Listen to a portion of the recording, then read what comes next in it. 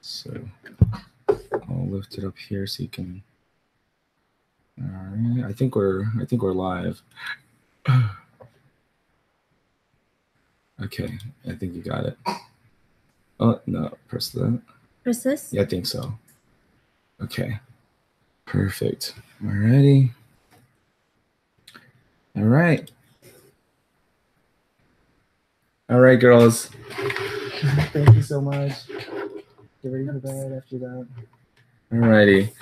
I just want to switch. All right. Thank you so much for joining us for another episode of Ask Jane the Groomer live. We made it. Oh my goodness. Oh It's my close. god. We're just, oh my goodness. What a day. But so I was like, oh man, let's just call it off. We can't. I don't think we're gonna be able to do this, you know. But anyways, Hi, we made Jessica. it. Jessica Turek, yes. Thank you for making it. Yeah, with us. You made it. We made it. Oh my god, it was questionable for us too. Yeah. Oh man, but we made it. It's all good. It's all good. Okay. Hold on. So today's why did it go away? It went away. Oh no. Okay. Okay, so there's. Let me find it again. There's we're going to be talking about.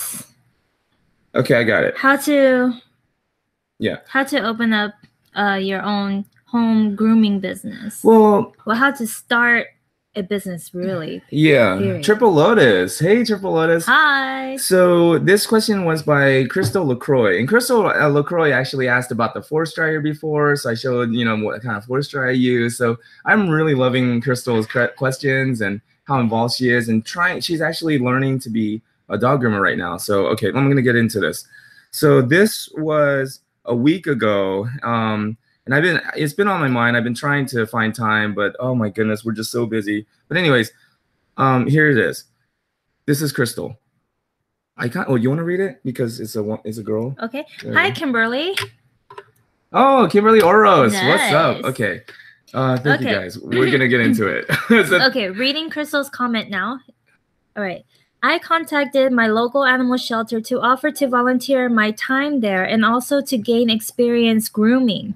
I told them I know that well-groomed dogs have a higher chance in being adopted out faster, so that helped not only the dogs but the shelter as well. They told me that due to safety reasons, they don't allow volunteers to groom their dogs. I was told they are not set up in a way to be groomed their dogs there, and when any grooming that actually needs to be done, they made it seem as though only severely matted dogs they had there were worth being groomed. Then and only then, they take those dogs to Petco to be handled by a professional, since their shelter was not a good learning environment. Crystal joined us. Hey, Crystal. Hopefully she's reading it in your tone and the way you would have said it. I'm sorry. No, it's been a long day. My eyes are like... You want me to read it? Okay, so anyways, they thanked me for my offer, and I told them I appreciated their time to send me a response. It was done by email, and that kind of situation was understandable. Any comment on that before we move on? Yeah. I mean, yeah, because it goes on. Okay. So even though the email was kind, honest, and sincere, it left me a little frustrated for a few reasons. One, I felt that all dogs needed to be groomed, not just the worst off ones, but understood they only have so much time, funds, and resources in their shelters. And two, with those limited resources, why wouldn't they seek out more volunteers for the job? 3, not all shelter dogs are aggressive. They just need some attention, and their website stressed how badly they needed volunteers. 4, it left me feeling like my options were more limited to find dogs to work on because friends and family only have so many pets to work on, and everywhere I looked for advice to gain experience told me to start at your local shelter and offer to volunteer. Yeah, I even said that. We even offer that too, because that's how we started, but I guess, but yeah, so everyone's different. Every shelter is different. All understandable, but still frustrating. I start my online grooming class very soon and need to find 70 of my own practice pets to bathe and groom at different levels and trims. So all the hands-on learning part and scouting out all those dogs is all on me. Exactly. So that's why I'm not a big fan of these online grooming programs, and there's a lot of them. I'm not going to mention anyone because I'm not out to harm anyone. So, but anyways, I'm not a big fan of them only because that same thing. Like I've met a lot of groomers or people who completed an online course, but now they needed dogs to actually groom and they needed like hands-on. One of those companies actually contacted us when we had a salon in Buckhead. Yeah. And I just didn't like the setup. I just didn't like the setup of it. And I told them I didn't like the setup. And I was like, if I'm gonna take anyone on, I want to teach them, my way pretty much, but anyways, I just, and they kind of leave you high and dry, you pay for the course online and then you spend all this time, invest your time and money. And now you have to find 70 dogs, 70, why 70? And also I was thinking, is it not too late to just cut your losses and say, you know what is that certificate really worth? Because honestly, no salon that I've ever gone to interview a job for has asked me for a certificate. I'm going to interrupt right there because it depends on where you live. Because in New York, you have to be certified. No, but it's licensed through the state though. Yeah, that's different. Yeah, so you don't need that online certificate, Yeah. And that's the thing. I got an online bartending certificate when I was younger, but I mean, I can't. It doesn't mean anything. It's the real world experience. So, yeah, I mean, but okay, why not have a certificate though? Because having a certificate in anything is beneficial. It's not going to hurt anything. So, okay, so let's just say that you have to find 70 dogs. These rescue shelters. You know what might help? And I was telling my wife this. And it might seem a little sneaky, but but your intentions are to help, right? To help these dogs and to gain experience. Just go to Vistaprint or any website where you can get cheap business cards. Not cheap, cost-effective business cards, and just print out some business cards. Because literally right now, in this industry, that's what's going on. Nobody has any. When I actually was a member of the ISCC and the National Dog Grooming Association of America, the NDGAA, I had their emblems and logos up on our shop windows. Oh yeah, we had the ISCC. People had no idea what they were like. What is this? People walking by, they're like, "What is this? Is this a school?" Yeah, is this like I wonder what kind of school this is. Yeah, and I was like, "You don't know the National Dog Grooming?" And anyways, it's only nobody big cares in the grooming industry. Only groomers I'll just be honest. care. And that's not the fault of groomers, honestly. No, I mean, and not to make anyone look bad or be negative or anything. No, because I just feel having like that certificate is great. Yeah. It is good to have a certificate. It makes you more valuable, and to your clients, it makes you look more legit. But I feel like personally, the National Dog Grooming Association and the IACC and all these associations and organizations that you can join and be a member of, I think they could do a lot better job at creating more awareness to the public of who they are, why this matters, what grooming really is. And then the public recognizes those logos, right? And then they're going to look for it in the grooming shops, and they're going to be like, "Oh, are you guys members of the National Dog Grooming Association of America?" But nobody asked for it. Nobody cares. And so I feel like, anyways. So, let's get into, so the number one was the fact that all dogs, and here's a real statistic, an average of 60% is how much the chances of a dog getting adopted increases. An average of 60% increase in their likelihood of getting adopted, but after they've been groomed. So that means a dog that only had 30% chance of getting groomed, once they've gotten cleaned up and got a nice haircut and they look nice, if they only had 30% chance of getting adopted before, now they have 90% chance. That's a significant difference. And I think the reason why is because when the hair covers the eyes and they look shaggy, and it just looks like too much of a burden, you know, to take on. You know, sometimes it just kind of feels like overwhelming. Like, can I really handle all of this? You know? Yeah. But and it looks mean. They kind of look aggressive when you can't see their eyes. Once you can see their eyes, they look cute. They look nice. People are like, oh my God, I want to take that. You know? Oh, so they're literally 60% increase on average. So yeah, I mean, why, like Crystal was saying, why wouldn't they jump at the opportunity to have someone come and groom their dogs for them? And they're not even charging. Crystal says, wait. Oh, and Sharina Mercado says, yeah, I made it. Awesome. Thank you, and Sharina. Okay, so Crystal, having a certificate is good, but it's hard telling what I need to know that I don't know. Yeah. Exactly. There is one local place offering a hands-on class. However, it's almost twice as much to take the class. Oh my goodness. Oh my goodness. It makes it hard. Oh, okay. So I have an idea. We have an idea. How about maybe calling around to different local grooming shops and see if you can be hired on as a bather, right? Yeah. And then or even offer like a week, you know, to help out or something. Can I offer my services? Can I volunteer for a week?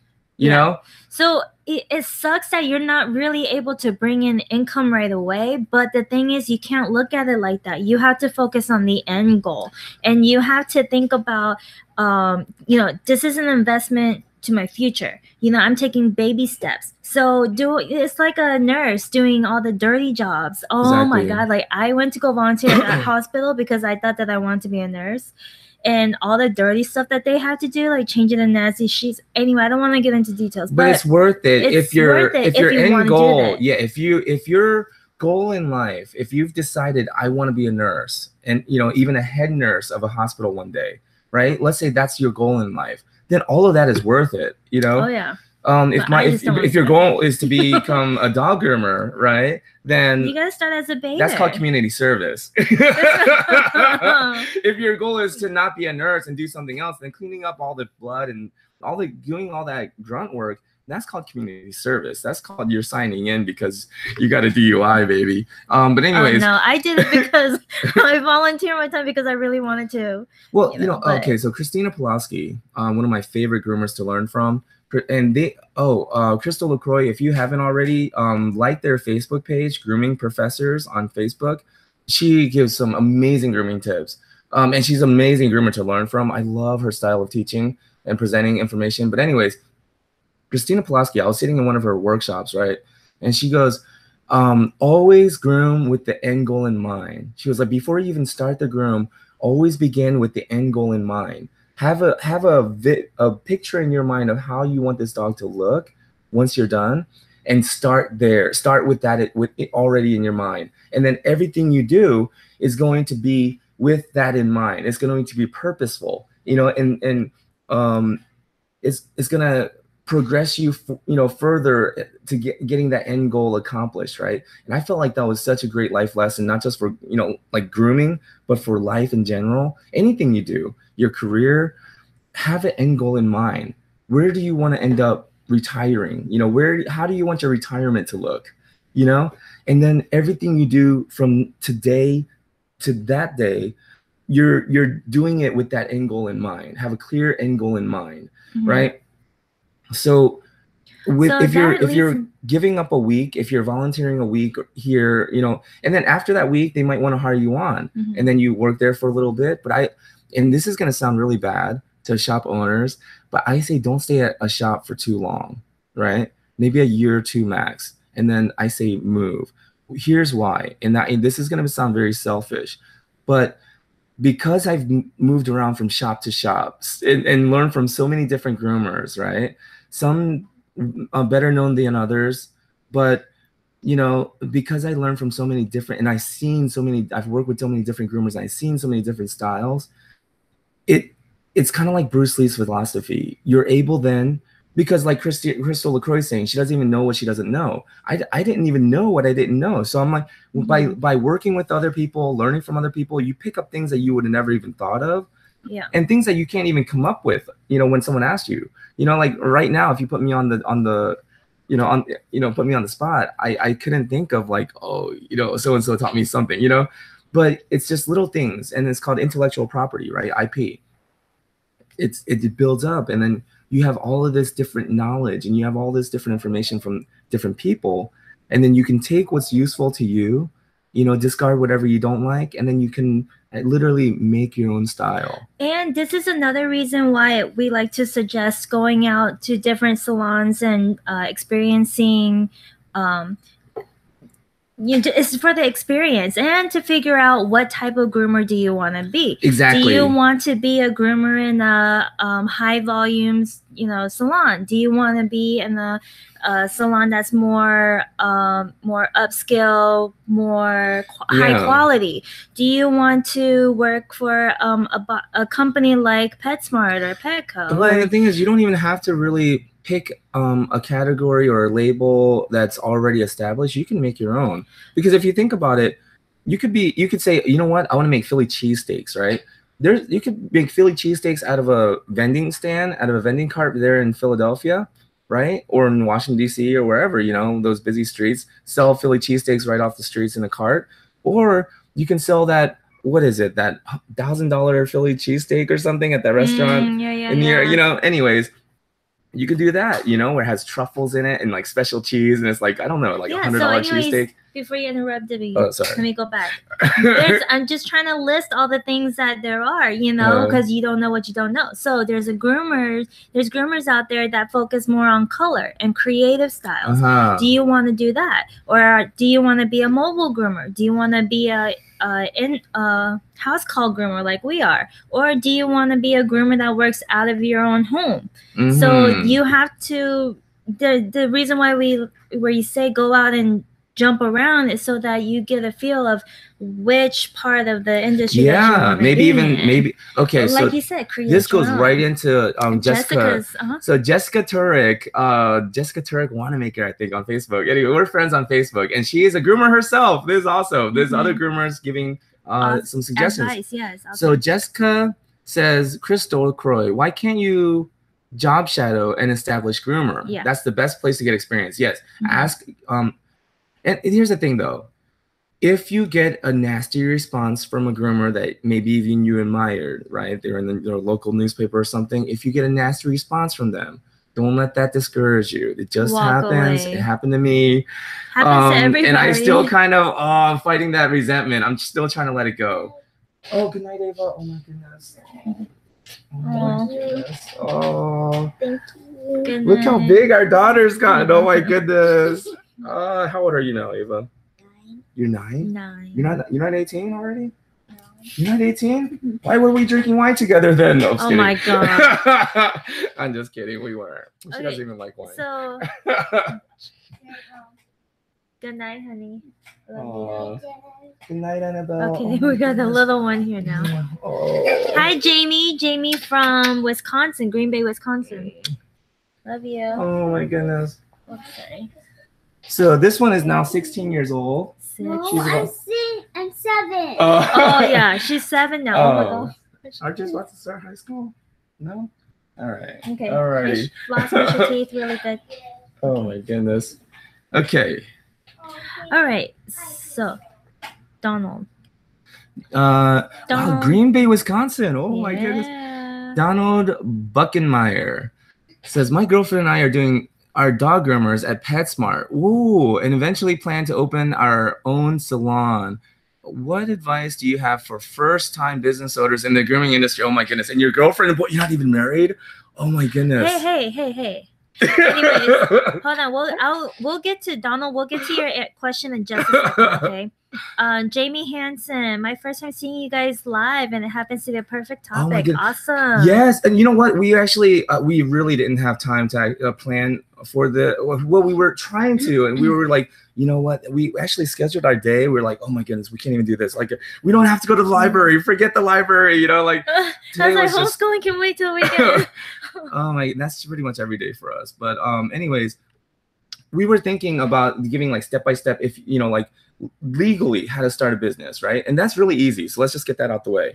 Okay, fine then. Donald, so what you want to do is number one is open up a business license. Yeah, you want a business license from the city hall. And don't think too hard on your name, on the business name. Honestly, our mentor told us we could have named our shop Grooming. Yeah, grooming. Like dog grooming. And then here's the thing.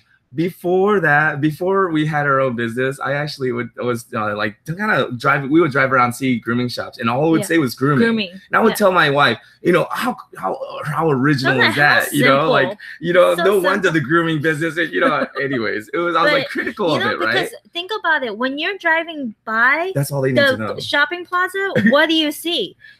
If you see grooming, my dog, they have a grooming shop. So our sign said Furific Spa, right? It was so long. And people were like, is that Furific? Or is that for Furific? They're like, what do you guys do there? Like they didn't get it, so don't try to be too creative. And maybe, if you want to, it's fine. But what I'm saying is don't let yourself get caught up too much on the name of your business. Literally. And that's why our business right now is called June the Groomer. And don't forget the LLC at the end. June the Groomer LLC. Yeah. But I actually told her we should call it June and Kimmy's Grooming, because my wife is all the brains and, everything, the engine behind the business. Also, we should call it June and Kimmy's Grooming. But my wife is like, June the Groomer is easier to brand. It's easier to remember, simple. So keep your name simple. Call it Donald.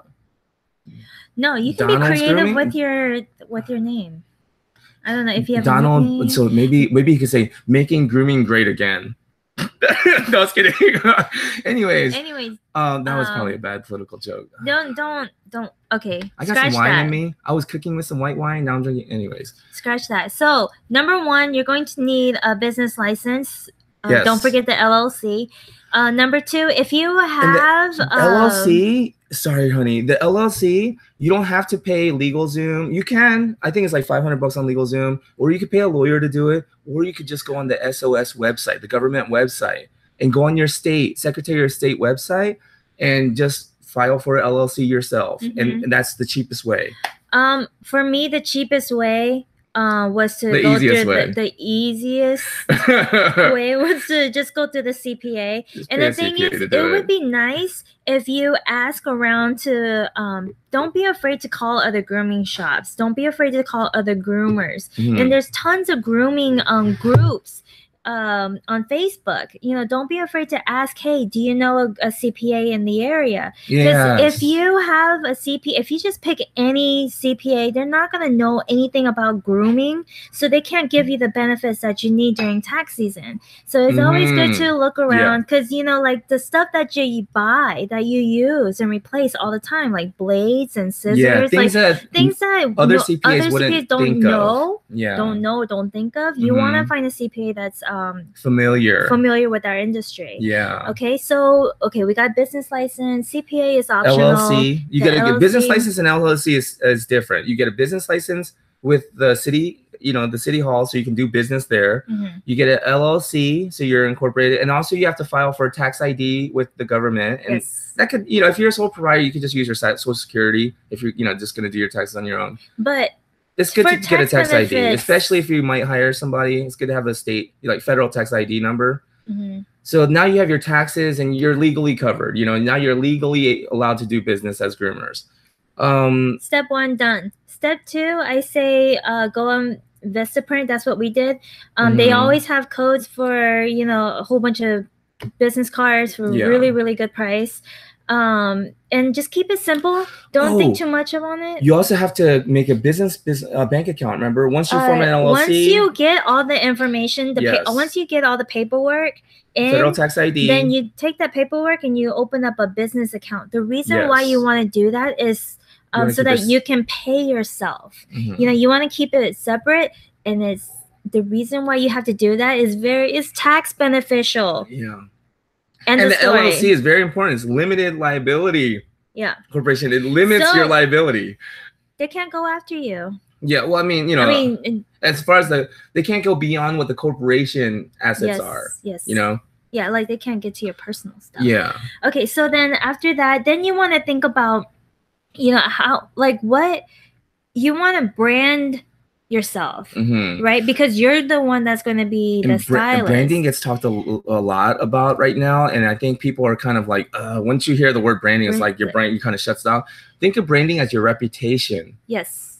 And that's why it takes time to build a brand that's that people are loyal to, right? And they trust. Just like it takes time to build a reputation that people can trust. It takes time. Mm-hmm. Yeah. And the thing is, you know, for an example, are you light? I mean, are you funny and, you know, like up-spirited? You know, are you that type of person? Or are you warm and caring? Or are you, you know, just think of words like, who am I? What type of person am I? And then use that to brand you. Yeah, a lot of times we're not even self-aware enough to know how we come across to other people. So for me personally, it took me asking some people and people telling me like what it is like to experience me, you know, to have an experience with me. And a lot of people told me that it's warm and caring, you know, and that's why we were like, okay, so I guess that's our brand is warm and caring. You know, so anything that we do as a June the Groomer brand, I guess, as a company, and sometimes we stray because, again, you know, we're all human. I have complexities, and sometimes I act emotionally, and I regret things, and I delete things on social media. But that's how you, as long as you're aware of that. Yeah. You know, and you learn from your experience. Exactly. That's and just matters. As long as you're aware that, hey, I'm always a work in progress, you know. And here's the thing about bad days, right? When you have a bad day and you just screw up, right? And let's just say that you just kind of lose your cool, right? And people see you lose your cool, and people are like, you know, maybe he doesn't have that much control over himself as he, you know, portrays, right? Here's the thing about those bad days. When you go to sleep, when you go to bed that night, not feeling good about yourself, not feeling too proud about some of the things that you did, right? The great news is now you've lowered the bar. It's I call them reset days, right? Because if the point of life, if the point of your life is to always try to be better than you were the day before, not better than anybody else, just better than who you were the day before, right? Well, then whenever you have one of those reset days, right, it makes it very easy the next day to be better than you were the day before, you know? Tomorrow's a new day. Exactly. Because sometimes when you keep besting your best, you know, you keep having better days than you had the day before. It's like, man, you climb so high. Sometimes you grab onto a rock that's not so steady and you fall, right? But here's the great news. No matter how, even if you fall, you're still high, usually further along in your progress towards your goals than you were before you fell. And I said this before, but I want to say it again because I think this is very important. A lot of people are afraid to fail. We lost our first shop that we opened. The second time when we opened up, when we did business out of our house, we had to close it down because we had family emergency we had to attend to out west. And, you know, but here's the thing. Denzel Washington says if you fall, and he said we're all going to fall no matter what. In life, you're going to fall. But he said fall forward, because when you get up and you dust yourself off, you'll see that you were still further along than you were before you fell. So fall forward. Les Brown says if you fall on your back. Try to fall on your back, because if you can look up, you can get up, right? So if you put those two together, Denzel Washington saying fall forward, Denzel and Les Brown saying fall back on your back, because if you can look up, you can get up, right? Basically, you're gonna fall is the point. It doesn't matter how you fall, forward, back, who cares? Sideways. The point is, as long as you keep that willingness to get back up, right? And not stop going after your end goal. And most importantly, do not compare yourself with anybody else. Yeah. We have a hard time with this because, or I did anyways, have a hard time with this because my parents always compared me with other kids. And so whatever I did was never good enough. And you just have to kind of let that go. You just have to kind of let that go and just be you and do you. And just try to be the best you tomorrow and the day after. Well, and who cares what other people say? When we first was like grooming out of our house and we were trying this new process, I wrote a book about my 4 steps. You know, we're trying this new way of grooming, my new style. You know, And it just, like you said, the frustrating part was I was telling her there's no mold for us to follow. Yeah. There's no mold. So we're constantly creating new molds. And then when it doesn't work out, we have to just destroy it, basically, literally, and then come up with a new mold, a whole new business structure, and because we didn't have a lot of capital to work with, I mean, we had negative capital to work with. So that meant we can talk about that later if anybody's interested. But that meant that we had very little wiggle room to make mistakes. And that meant that every time we made a mistake, it was very detrimental. The bank took our car, we didn't have a lot of room to make mistakes, but we did anyways because there was no mold for us to follow. But the thing is, if we didn't go through those experiences, we would not have these stories to tell. Exactly. So, I mean, it's fun now to talk about it. It's fun now. At the time. Oh my gosh. Okay. So I would look up at the sky anyways. Yeah, okay. Cry in the corner. Oh, Triple Lotus is cute family. Thank you. Jamie Hansen. Oh, Jessica. Jessica, our Facebook friend. Oh, hopefully we'll meet in person one of these days. Kimberly. Hey, June. I've been offered a job for a mobile groomer already. Still being in school. Nice.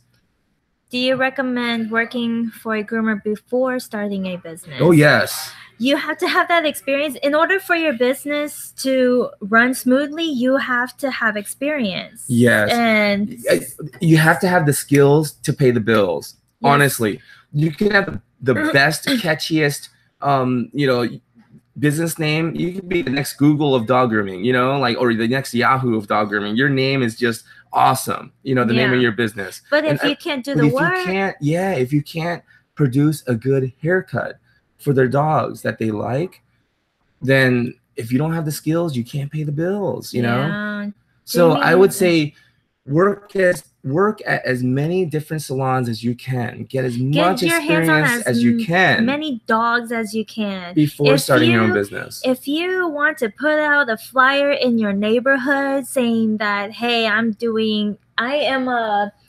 what is that new groomer? The New Talents. Oh, I don't know. The hair salon. Oh, the juniors. Yeah. Hey, you can say that. I'm a junior groomer. I don't know. Yeah. No, but I would say because you have to have experience. That's the thing. Because so many different dogs come in, and every single dog will present a unique condition with their skin or something going on with their eye or their ear or something, where it stumps you. You're gonna be like, oh my God, I've never seen this before. The toenail is like giant and like oh my God, what do I do? So I say that it builds self-confidence because you have more experience. You have more tools in your bag of experience to pull out from when you need it. Yeah. And okay, so before you start your own business, I would say the most important thing is to master your scissor skills. If you cannot control your scissors and do a nice Bichon head or poodle head or anything like that, then you will always struggle as a groomer, in my opinion. This is just my opinion, but you're never going to get to that level where you're grooming comfortably, in an environment that is of your choosing, and you're working for clients of your choosing, and you're getting comfortably paid. You're like an artisan from the Renaissance ages, where these painters would find these patron families, these wealthy, noble families.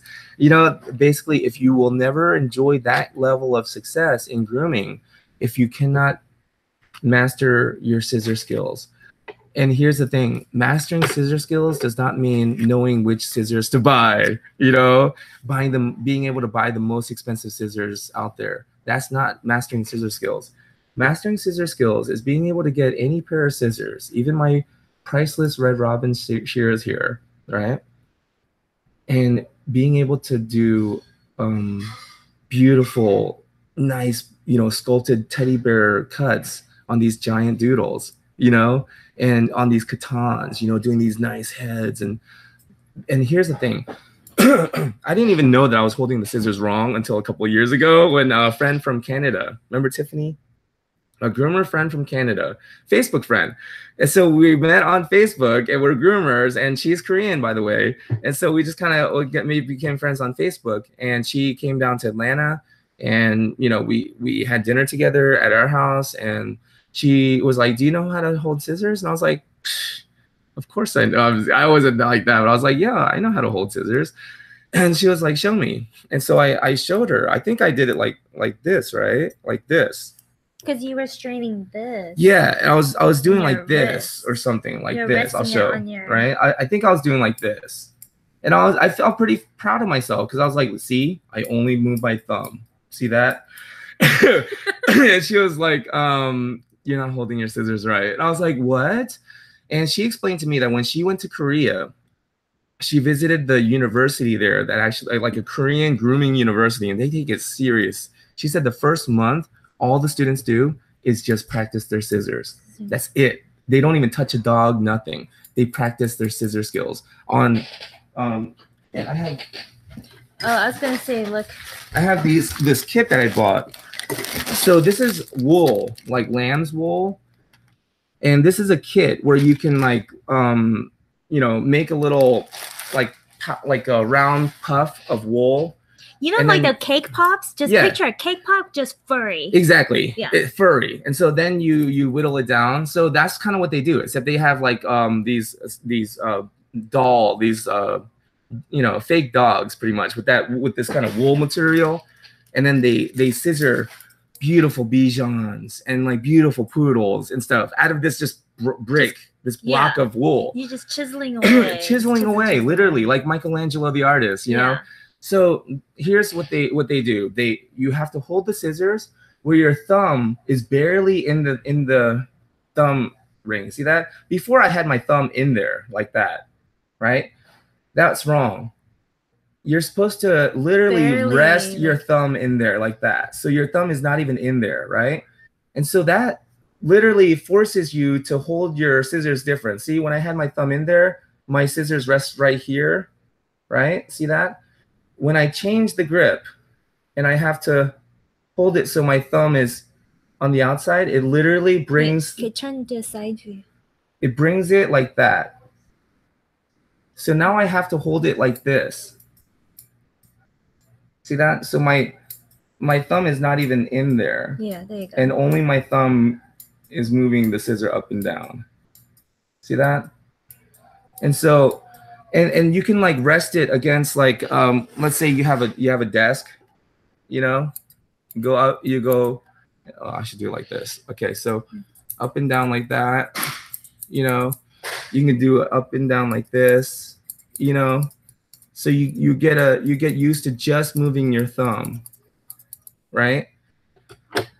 Once you master using your scissors like that, and I actually shared a video that Sasha Reese, he's a groomer, like internationally renowned groomer in Serbia, and he has a grooming school there in Serbia, and he has a channel, Sasha Reese. It's Sasha R-E-I-S-S, or is it R-I-E-S-S? Anyways, Sasha Reese, you look him up. He has a video that he recently did about scissoring, all about that. And he shows a diagram of the muscles, the skeletal structure, why we have to hold it like that.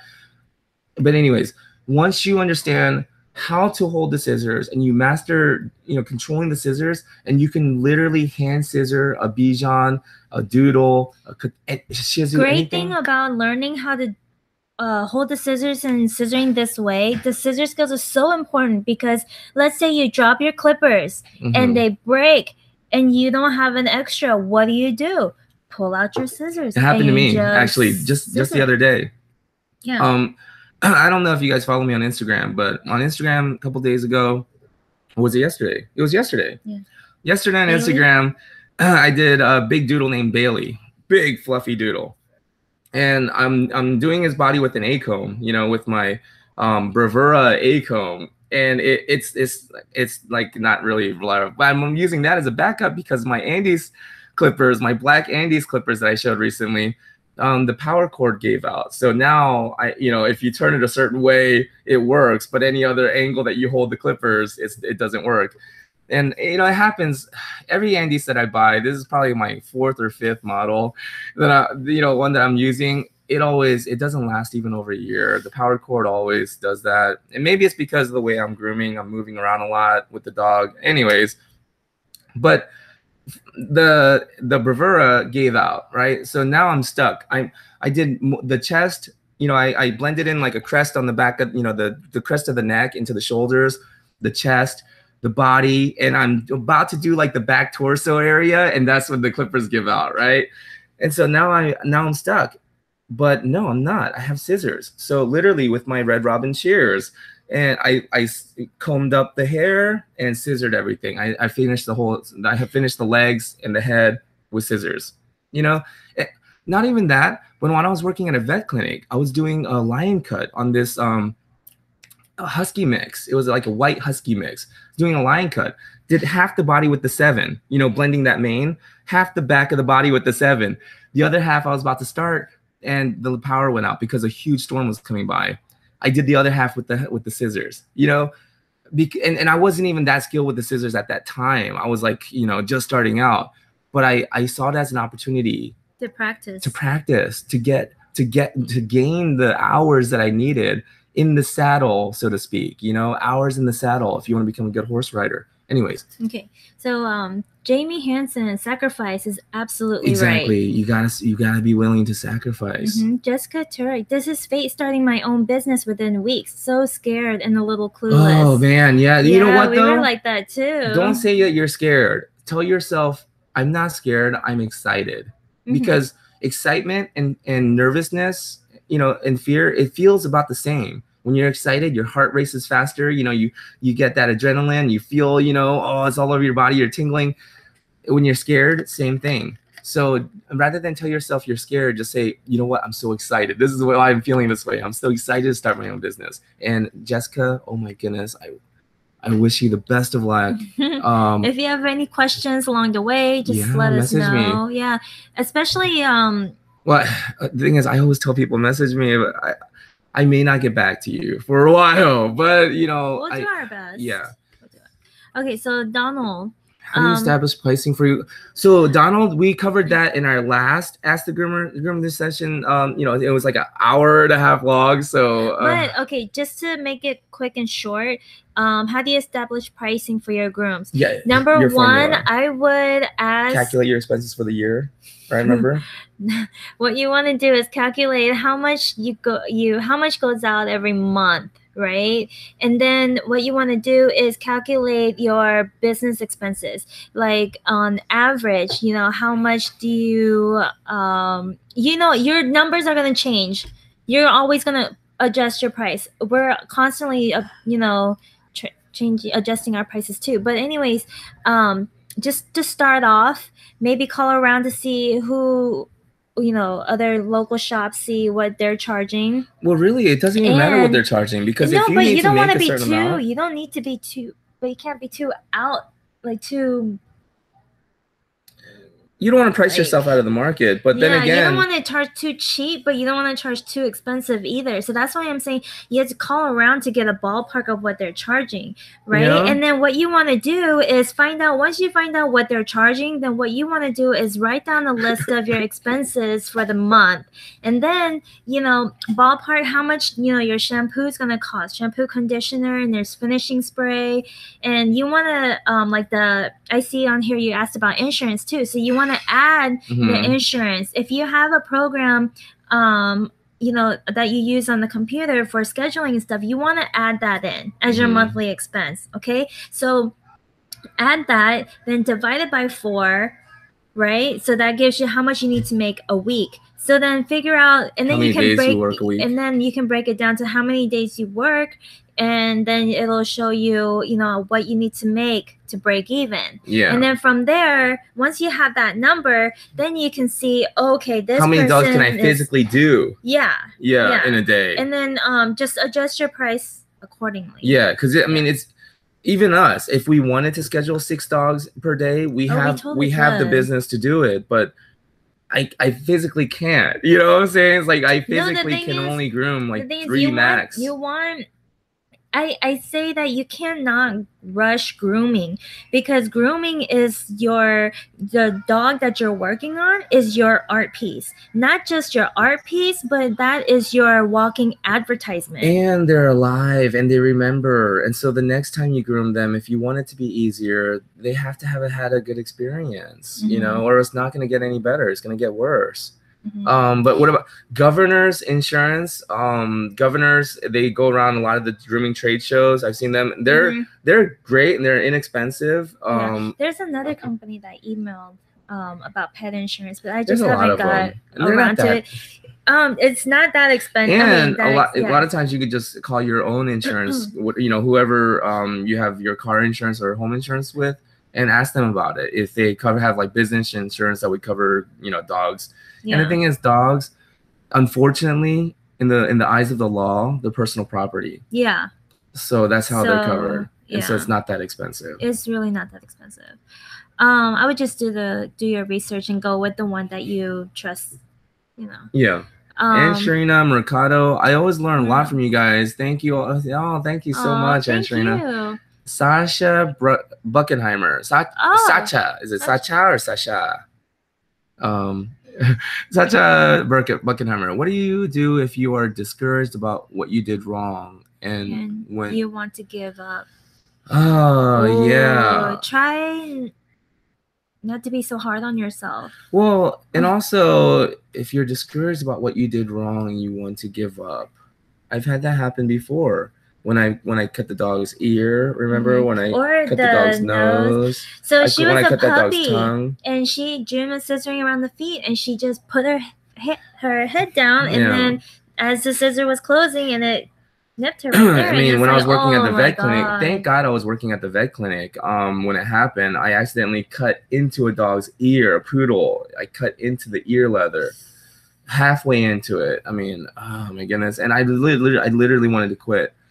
You have to weigh the cost. You have to weigh the cost of, and it helps to write in your journal sometimes. It helps me at least.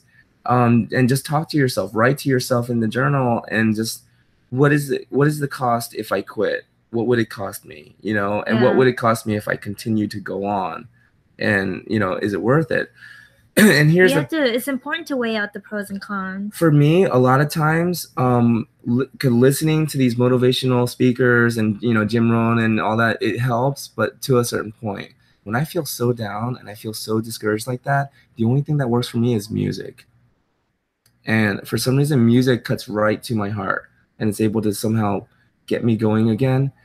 And the song that really always does it for me is Steve Green's "Find Us Faithful." And it's a Christian song, but don't worry about that. If you're not Christian, just listen to the words and let it be meaningful to you, because it's an amazing song. It's in the core, you know, it starts out saying, you know, let's run the race for more than just the prize, you know, in front of such a great witness. And the chorus says, "Oh, may all who come behind us find us faithful. May the fire of our devotion light their way, and the footprints that we leave lead them to believe, and the lives we live inspire them to obey. Oh, may all who come behind us find us faithful."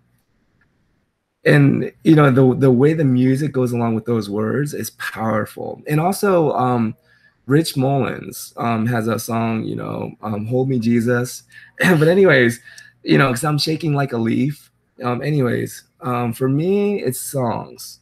Listening to songs that are uplifting, inspirational. And that's literally the only thing that can help me in those times, you know. But I feel I mean, maybe that'll help you. I don't know. You just have to find out, you know, what comforts you. Yeah. Everybody's different. Yeah. Yeah. But for me, it's music. And Sharina Mercado, oh my gosh, your words of advice are exactly what I need right now. Thank you so much. Oh my goodness, God bless you always. Thank you. Rebecca Sosa, 1987. I just want to say that you are my inspiration. What? Oh my God, thank you so much. Sasha.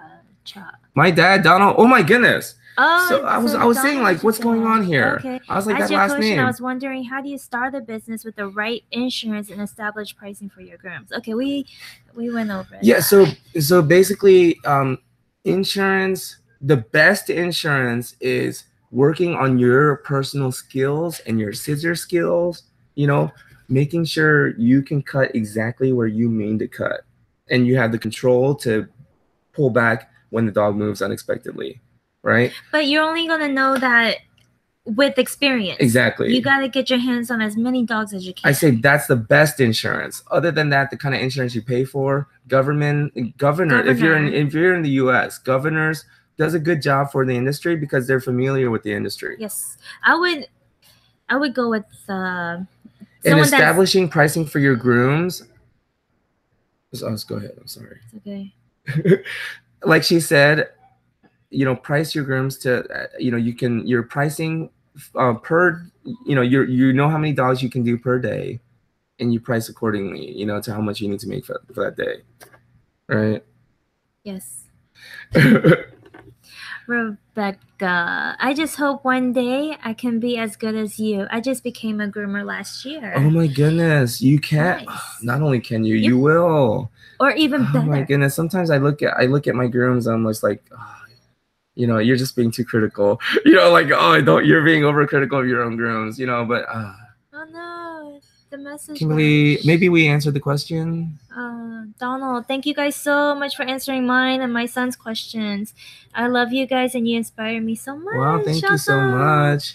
What finishing spray do you recommend? Oh, so the finishing spray. We have a lot that we've tried.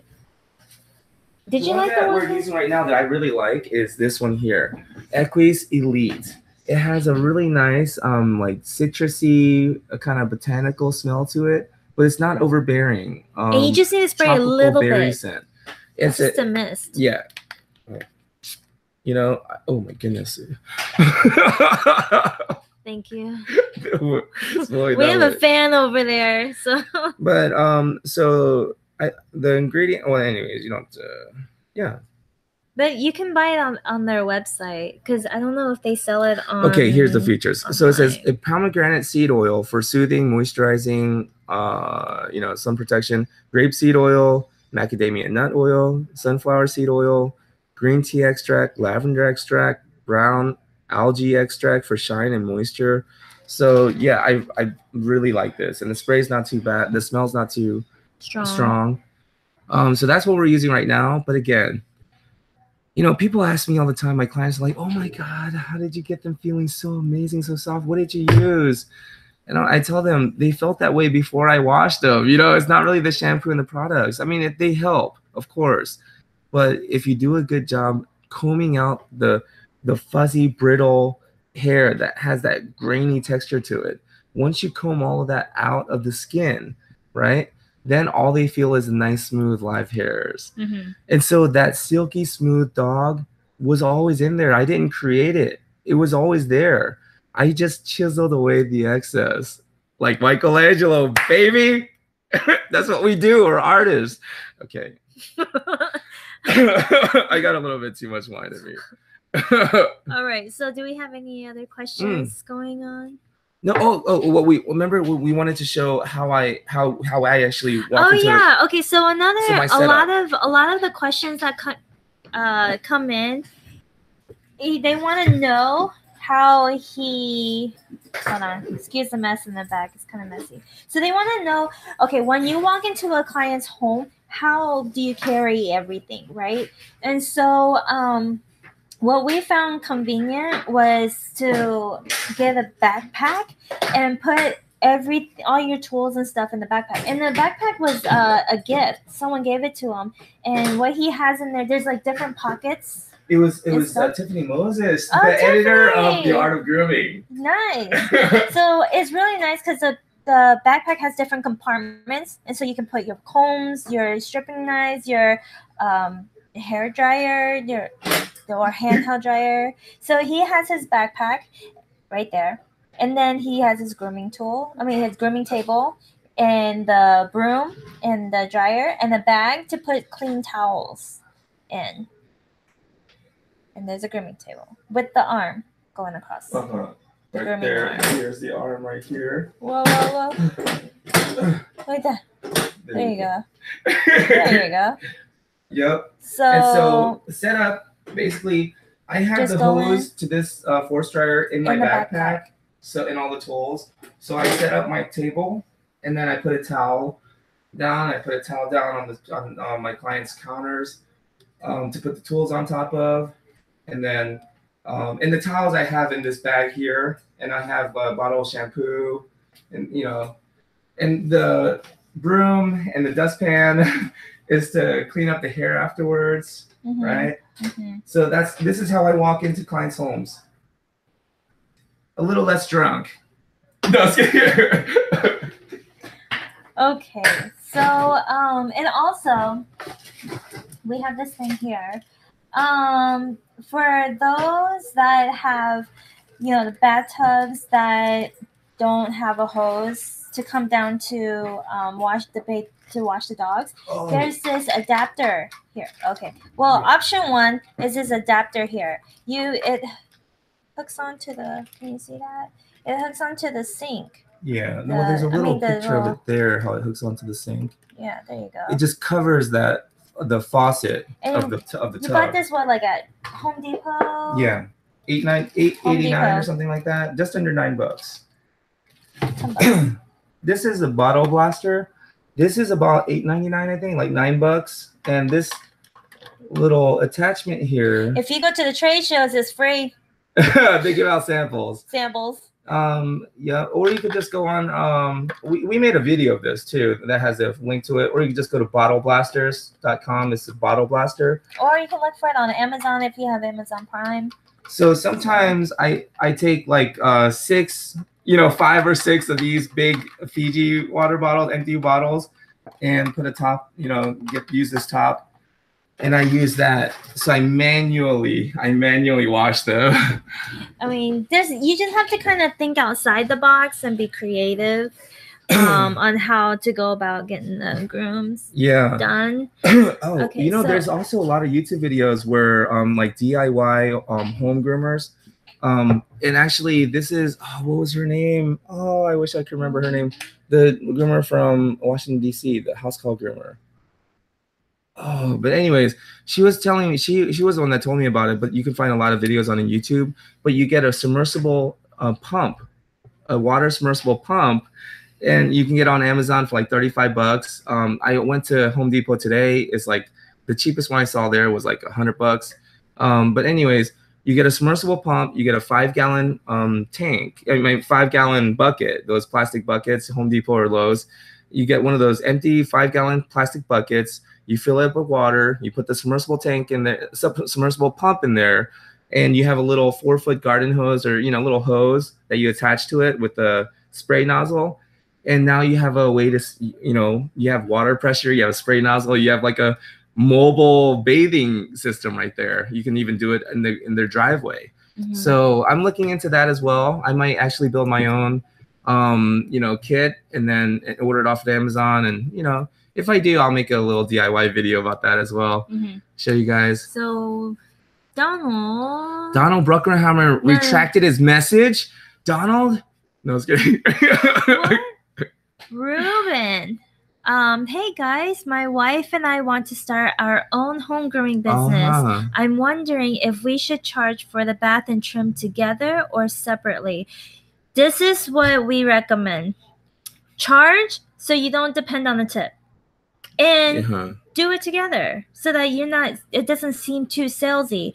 So you could say like the bath is going to be this price, and it includes. Well, we call it a bath and bath and neaten. So we tidy up like the head around the straight hairs around the eyes. Trim the eyes. Minimum trimming. So if we're just gonna touch up around the eyes, touch up the head, round the feet, trim around the feet so the feet, are nice and clean. If the clients ask, what's a bath and neaten? You just tell them after the bath, they get a trim around the face, feet, and sani. Yeah. And that's kind of like code in a lot of grooming shops. FFS. FFS. Face, feet, sani. Yeah, face, feet, sani. Okay, so Jamie Hansen, I worked at a local salon and for a short time with a mobile groomer, and now I groom at a kennels that's 45 minutes from my house. I love where I work, but some days can feel quite long. Yeah. Oh, yeah. Some days. He has like an hour and a half, 2-hour drive one way. Yeah. And I'm literally sometimes like fighting sleep on the way home. It sucks. And I slap myself. So what I started doing now is I heard from, a little clip from Gary Vee about this app called Anchor, where you can just talk into your phone and then you can start a podcast. So just kind of for fun, and also to keep me awake in traffic, on the ride home, because you're just sitting there in traffic, and I had a long, exhausting day, physically just drained, emotionally, exhausted. I'm just like sleeping, falling, and sometimes actually people honk because I do fall asleep in traffic.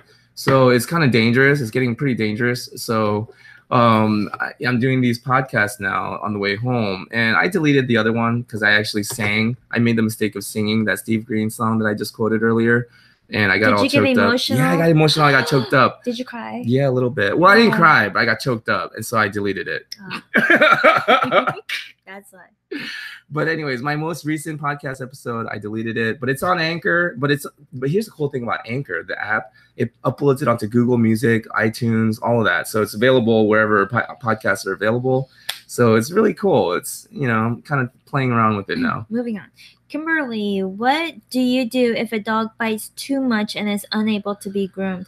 Jersey. Yeah. Well, the Jersey is a special case. It depends if it's a big dog or a small dog. Yeah.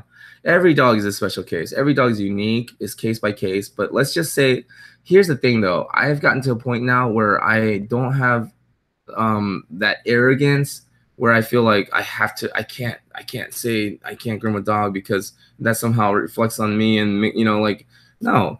If a dog, I have to groom every dog. Yeah. If I don't really like a dog and how they're behaving, or the dog clearly showing me that he doesn't like me, even after several visits, he just is never going to warm up to me, then I don't mind calling it quits, especially if the owner is nasty to me as well. I can deal with pretty much whatever a dog throws at me, because you've seen Harley, the aggressive Yorkie. We're pals now, but when the owners are nasty, it makes it a little difficult. Then I refuse. I refuse to do business with them because, the thing is, like, and it takes a while to get to this point. But once you have people on a waiting list, especially for like over a year, and they're more than eager to be on our schedule, then why would I put up with anybody who's being rude or disrespectful, or I don't have to put up with that anymore. Anyways, and you can always choose. As long as you work on your scissor skills, I'm telling you, that's what separates a great groomer from just a regular groomer. So a groomer that relies too much on their clippers and not on their scissors, and so a groomer that masters their scissor skills and they don't really need their clippers, but they use their clippers because it saves time. There's a huge difference, in job satisfaction. And the thing is, you can call yourself a stylist. An artist. You're an artist. Yeah. Jamie Hansen, I hope to go off on my own. I can't decide between house call or at-home groomer. Okay. House call, you gotta take all the stuff with you. You gotta clean up after yourself. Yeah. You want to leave the place like how they left it when you walked in. For me, it's perfect. I like it. There's no overhead, but there is gas and car maintenance, but that's all things that you can include. Home grooming, the thing about what I liked about home grooming is, you wake up, you roll over, put your scrubs on, and you go into the den, and you're working, you're ready to work. No, but besides that, you can tax beneficial because you can get certain percentage of the utility bills, marked off for business. Exactly. Certain space that you use. Yeah, square footage of space that you use that can be deducted. So there's a lot of pros and cons. like what we recommend, go out and try both and see what you like. And as for home grooming, what another thing is, you can even put business cards around the neighborhood and get started that way. Exactly. And the people in the neighborhood, yeah, they trust you because you live there. Because you live there, yeah, and they know that you're not gonna escape with their dog. Okay, so Vidalma Franco. Yeah, I think this is a very interesting one. Hi, I work from home and dream of opening my shop one day. You know why I find this interesting? Because I want to ask, why do you want to open up your own shop? Okay, so you want to think and be okay. You want to really break down the pros and cons of having your own shop versus working from home. Do you really want a shop, or do you want what you think the feeling that you believe that owning a shop is going to bring you? Because if you can really identify what it is, if you really do want a shop and that's really your goal, then of course go for it. I'm not trying to discourage you, but if you want is to feel important, to feel like you've achieved, you're successful, or accomplished something. If that's the feeling that you're wanting from owning a shop, then you can do that in other ways. Because owning a shop and what I've experienced is just not for me. And you might find out it's not for you either. But here's the thing: if anybody were to try to stop me from owning my own shop and hiring employees and trying to go for that, I would have told them, you're just a hater. Stop hating on my dreams, and why don't you go work on yours? I was just a little smart at it. I know that nobody could have talked me out of trying to start my own shop. I had to do it to find out for myself. So, but Vidalma, I would encourage you to maybe write in your journal, just maybe kind of really examine, why is it that you want to open up a shop, especially if you're already working from home, Let me stop you right there. Just think about the pros and cons of opening up a shop. If you have to think, the shop that we opened, it was like a little over 2,000 square feet, I think it was. It's $33 a square footage, dude. Okay, so like we pay like $5,000 for rent. I was like, don't worry about it. And it's like not including Cam, if you know what Cam is. Remember one time we were arguing so bad, and I looked at her and I was like, I can't believe I married someone like you. Oh my God. All you think is money. You just care about making money. Like, so you should be ashamed of yourself. Oh my God. We're in debt. We were like, we're about to lose the shop. I loathe you right now. Yeah, so that's why I was like, that's why I was laughing so hard with that. When he was saying him and his girlfriend are thinking about starting a business together. Yeah. Think real hard. I mean, you can make it work, but it's really hard. It's really hard. Oh man. Okay, so anyways, yeah, for the shop, you just have to think of all the overhead. Okay, so not only do you have the shop overhead, the shop utilities, the shop insurance, all the tax, you gotta pay. Like, I don't know about your state where you live, but for us, we had to. They were like, we gotta charge you sales tax. Oh, but we don't sell anything. We're a service industry. Oh, well, you gotta pay non-sales tax. Yeah, they'll tax you for and then there's like workers' comp and workers' insurance, and it's like, wow. Yeah. You know, you can breathe in the bathroom, they won't tax you. On top of that, like, you gotta think about, okay, so when you open up a shop, you're gonna need a washer and a dryer. You're gonna need laundry detergent. You're gonna need dryer sheets. You're gonna need toilet paper and hand soap and crates and just little water bowls for all the dogs. You're just gonna, it's a lot. Just write it down. Write down the cost. If you think it's worth it, do it. Yeah. But just weigh it out before you start. It'll save you a lot of trouble and headache in the long run. Well, I don't know if you guys heard the ramen stand story that I told on my Facebook, but on our Facebook page, I told a quick story about this guy in Korea. He had a ramen stand in front of a university in Korea, and every day there was a line of people waiting to eat his ramen noodles out of this little stand that he was working out of, this little cart. And after a while, news spread, and he became a landmark. He became like that thing, and people would come from all over to stand in line. And sometimes they wouldn't even get ramen because he would close up and leave. So investors got involved in it.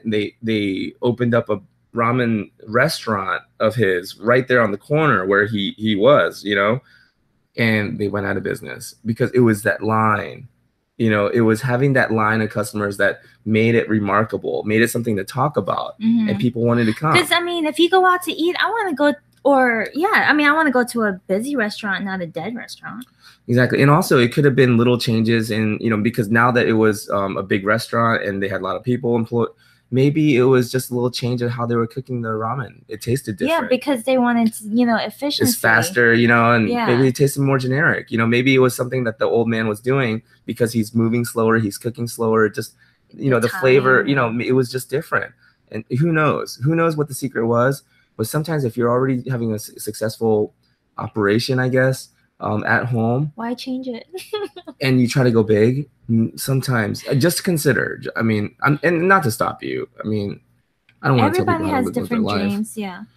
So Jamie Hansen, less drunk. Yeah. You have to show up less drunk especially when you're driving through traffic. Anyways, Jamie Hansen, I've seen people build a recirculating bathing system. Yes, exactly. That's what I was trying to say. You know, you get a submersible pump, a 5-gallon tub. You know, and it's a recirculating bathing system. Crystal, I was wondering if you had a certain technique you wanted to specialize in, like Asian fusion for a business. Would you just focusing on doing just that to practice, or should you do all types of grooms? It depends on you. For us, our motto is brush more, bathe less. We are all natural. So we don't do any color. We don't offer any of that. We don't do any... Not that I'm against it. I actually this kit that I bought was from Don Amboy. Actually, for a color class. A queen of color. I attended a color class because I don't ever foresee myself getting into color, but coloring dogs. It's good to know. I would rather not offer that service by choice, not by ignorance, not because I don't know how. I want to understand how to do it and then decide on my own, no, that's not the service that I want to offer. And none of our clients ask. Yeah, because again, we attract what we're, you know, the kind of clients that we want with our style. And I don't shave dogs. If anybody wants their dog shaved, I tell them, you know, don't come to me. I don't shave dogs. Yeah. Anyways. So all of our dogs are left long. You know, I take the time to comb all them out. You know, Bichons, Catons, Poodles. I don't know how or when it started, but we were known as the guy who can do the puppy cut.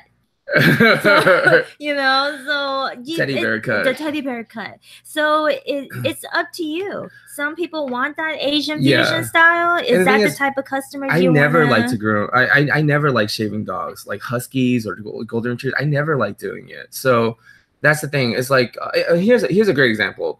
The reason why I would say focus on doing just the grooms that you want to specialize in. And what's the your reason specialty? Why, not because you're a snob. Here's the reason why.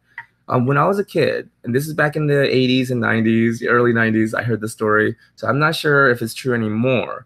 But when I was a kid, they told me that there was this special branch in the government where all they did was spot counterfeit bills. Right, and they could spot counterfeit bills that even passed, you know, electronic scanners. And when they were asked how they were able to spot these counterfeit bills so well, they said that they only study the real bill. They never spend a single moment looking at a counterfeit bill. They only study the real bill, the real thing, and that's it. They know every single thing about that real bill. And so every time a counterfeit comes through, they can spot it immediately because they never study anything but the real bill. So the moral of the story is you don't need to study all these other styles and all these other things that you don't have an interest in doing. You know, if your brand, if you are going to be an Asian fusion and that's going to be your specialty, then do just that. Because by doing 7 all over Shih Tzus, you're kind of training your eye on counterfeit bills. Well, that, and also you have to think, what type of groomer do you want to be? You want to be the, you know, shave down discounted groomer?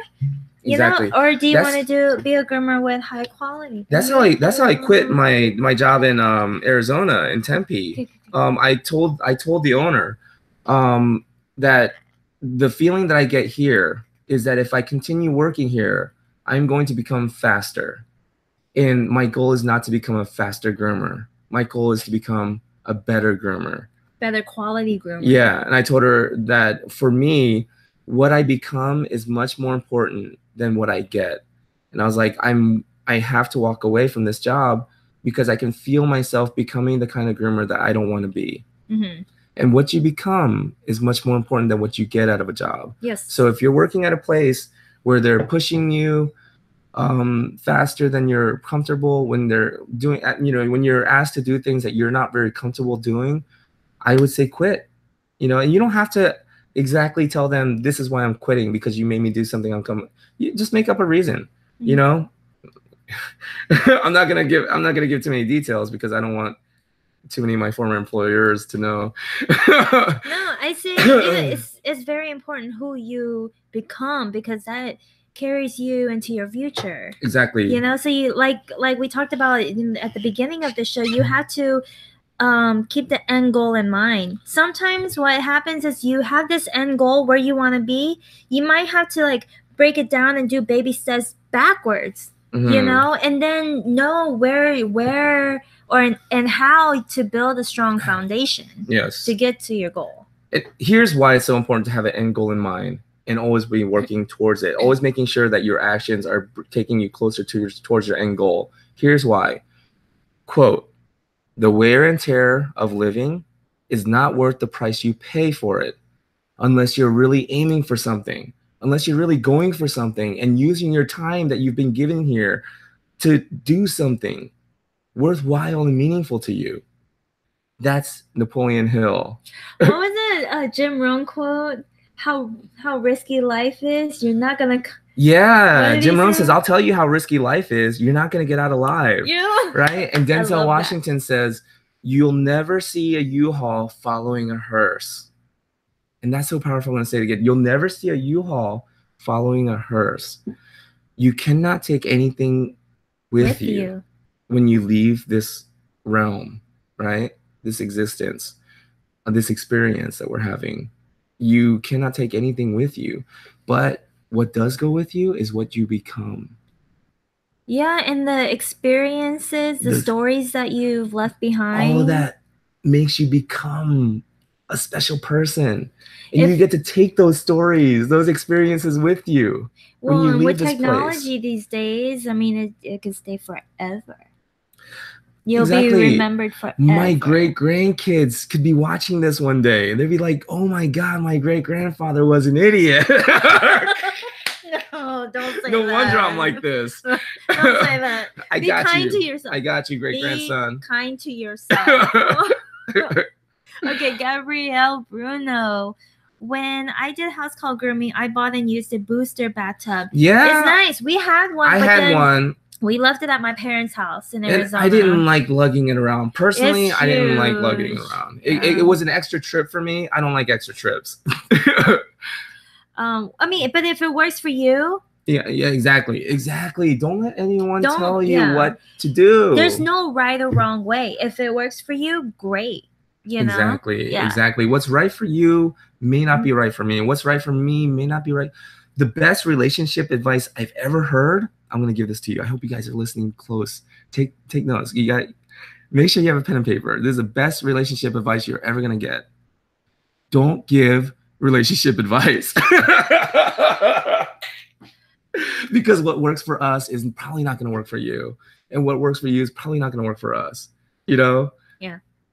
So, Kimberly, do you like the Oster wireless clippers? Have you tried it? I haven't tried it. Kimberly Oros asked, "Do you like the Oster wireless clippers?" I haven't tried it. Maybe that's going to be the next. Because I honestly, just be honest, I'm through with Andes. I just went through too many of their clippers. Wall.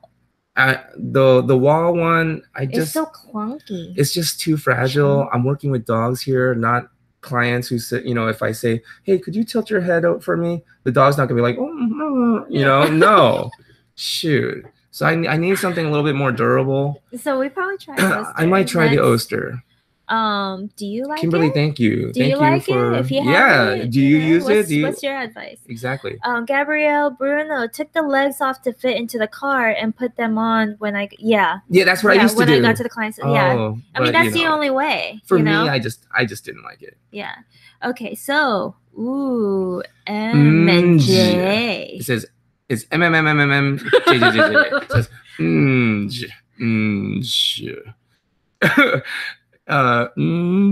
says, "Ow, do I mark my dog?" They meant how. Okay, so they mean how, not ow. Okay. So how do I mark my dog's warts for my groomer? It's hidden under her long hair.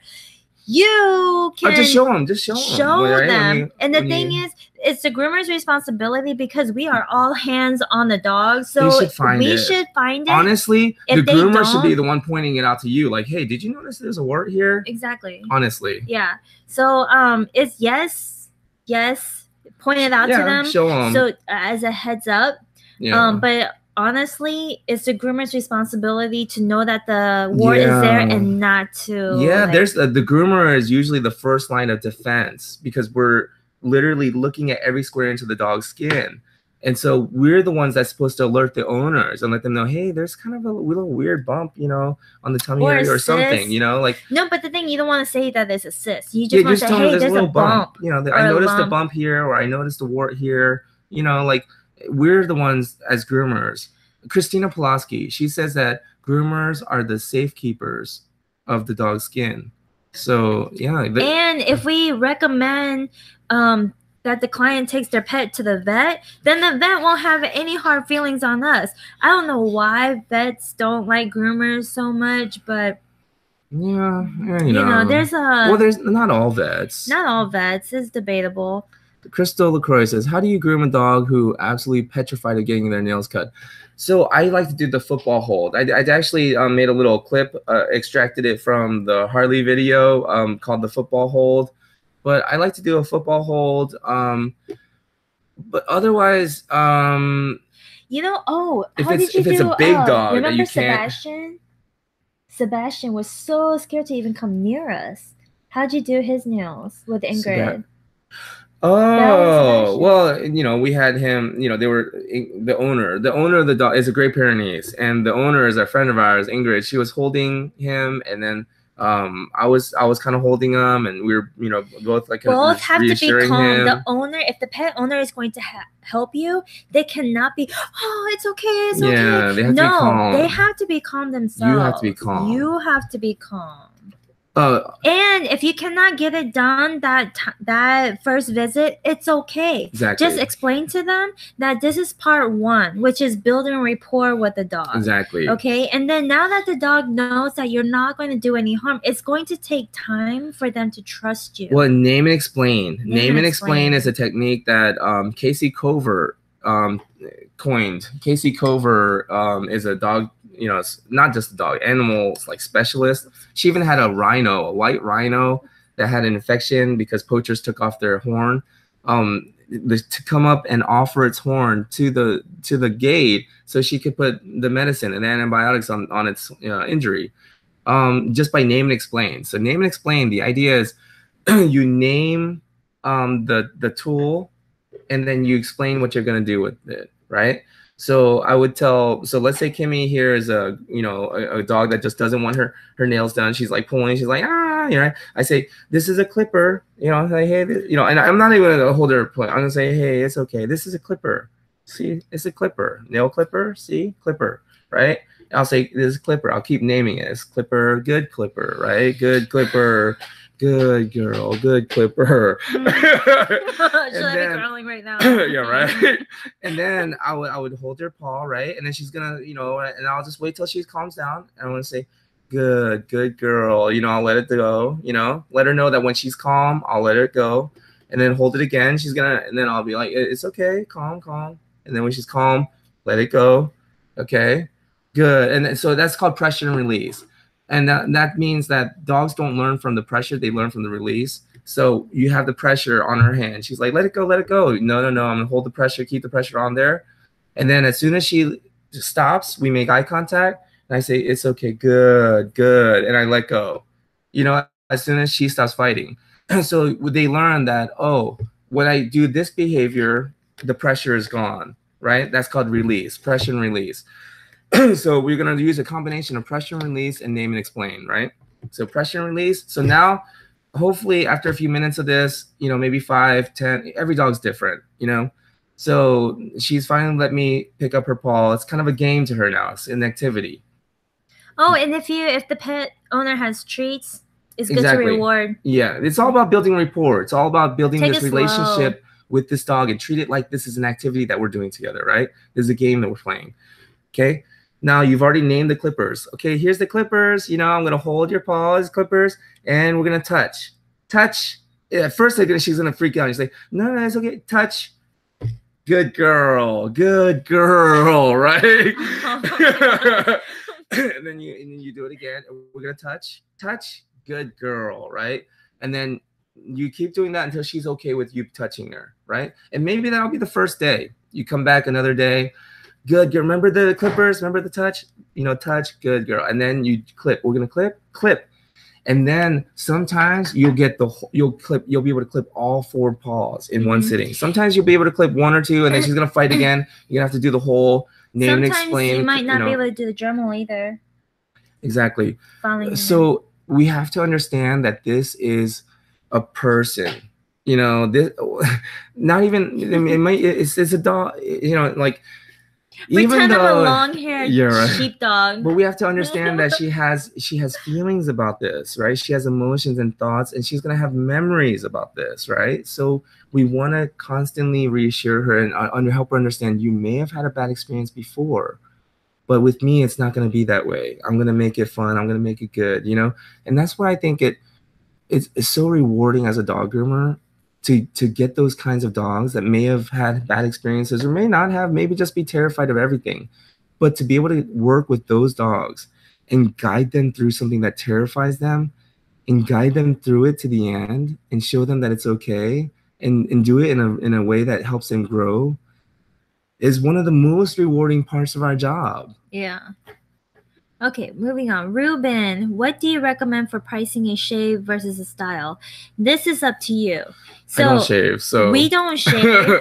But if we, I want to say there is no ifs because our clients are on a regular rotation. We don't shave, and we've had people who ask us in the beginning before we had a full client list if we would shave their dog, and we refuse. Yeah, you know. And then there's plenty of other groomers out there that's willing to shave. Exactly, that's what I tell them. I'm like, this is a personal conviction that I have. I'm not preaching this to anyone else. I'm not saying that other groomers should believe the way I believe. This is just what I personally believe. And other groomers believe that it's okay to groom, you know, to shave your husky. So why don't you go to them? Why don't you give them your business? You know, like, why are you trying to make me do something that I don't want to do? You know, like there's so many other groomers out there that are willing to do it. But the thing is, if you explain to them, you want to explain to the clients the reason behind why you don't shave. So it's bad for this. It's bad for the skin. You know, you want to leave at least a quarter of an inch. You know, a skin of hair on there. No, but for me, I feel that it's worth. Some people are gonna get it. Some people are not. You're gonna know if there's a glaze over their eyes. If they're just like, a lot of people just don't want to hear it, and they're gonna do it anyways. You just made them feel bad. You know, like I just feel like no, because we've had some people who. Well, remember that one guy? He was like, "But you're not taking new clients." Remember in Chamblee, he was like, "So you're telling me that you have a waiting list and you're not taking new clients?" And I was like, "Yes." He was like, "But now you gave me all this information. Now I have this new awareness." And I was like, "Yeah." And he was like, "Now I have more of a sense of urgency, and you're telling me that I can't even get your service." And he was like, "And you're telling me that other groomers are just going to shave my dog down." And that's why we are constantly creating awareness. So that yeah, but I don't know. Now I'm just kind of like, I don't know if I should. You know, unsolicited advice is always unsolicited advice. That's true. So maybe that's why we need your help, and you know. Well, here's the thing about educating your clients. I used to think it was, you know, our duty, my obligation to educate my clients on the maintenance of your pet, of their pet. I'll just explain it to you here now, like the best analogy I can come up with to help simplify it. my wife and I, let's say we go out to a very nice restaurant, right? We go out to a very fancy, like Michelin, 3-star Michelin, restaurant, hundreds of dollars per plate. Steakhouse, they pay like $200. Let's say we order it, I'm eating it wrong, let's say I'm not eating it the way it's supposed to be eaten, by these like by people in the know, like a country boy like me. I'm just tearing into it improperly. And let's say the chef comes out sweaty, irritated, maybe not irritated, but, let's just say that he comes out and he's like explaining to me how hard he worked, and how difficult it was to make this plate like this, and how I'm just not eating it the way he's supposed to eat it, and how I'm not really, like he's educating me. I would tell him like, dude, get back in the kitchen. Seriously, like I didn't come here to have you. I came here to have a nice dinner with my wife and to show her that I can afford this, baby. But like, I'm just saying, but I'm not looking for the chef to come out and explain the dish to me. You know what I'm saying? Maybe I am. If I'm in the mood to, yes, come out. If I tell the waiter, oh my goodness, give my compliments to the chef. I would love to hear, if he has a moment, I would love to hear how this was made. Of course, come on, educate me. But if I'm trying to have a nice dinner with my wife, I just want to pay the bill. And that's what most of my clients want to do. They just want to pay the bill and they just want the groom done. And they want to enjoy it. And that's it. So are you going to be the guy who have no problem shaving down dogs, or do you want... Well, and also, don't be the chef that follows the dish out to the table. That's what I'm saying. Don't be that chef that follows this dish out to the table. Create the dish. Create your masterpiece. Those who know how to enjoy it will. Those who don't understand the value will not continue to do business with you, and that's okay. But don't be that chef that comes out to try to convince somebody that they need to come back to you and order this dish again. And they need to understand how to eat the dish. Don't be that chef. Just be the chef that's kind of above it, Hopefully that kind of, illustrates the analogy of not over-educating your clients. Of course, if they ask, be the knowledgeable professional groomer and answer. But if your clients don't ask, this is my personal stance now from my personal experience. I don't educate my clients anymore. Well, I mean, we're to the point where we kind of don't have to say anything. Yeah. Either they get it or they don't. Most of them don't anyways, and I don't care. I mean, honestly, it's like I don't, it's almost like a house cleaning service, I guess. Like I don't need someone to tell me what every product that they're using, the ingredients on there. Yeah, or the lawn guy to tell me, like, by the way, it would really help out if you went out there and took care of some of those weeds for me. Next time you come by, I don't want to see so many weeds. I'd be like, dude, what am I paying you for? Tell me about my lawn. Vidalma says, true. Faster doesn't make you better. Quality over quantity. Absolutely. Exactly. Unless your brand is fast, right? And that's the clientele that you're attracting, then be fast. McDonald's, I don't want to wait too long in that line, because McDonald's is fast food. Yeah. So that's what I'm saying. Be clear on who you are, what you're offering.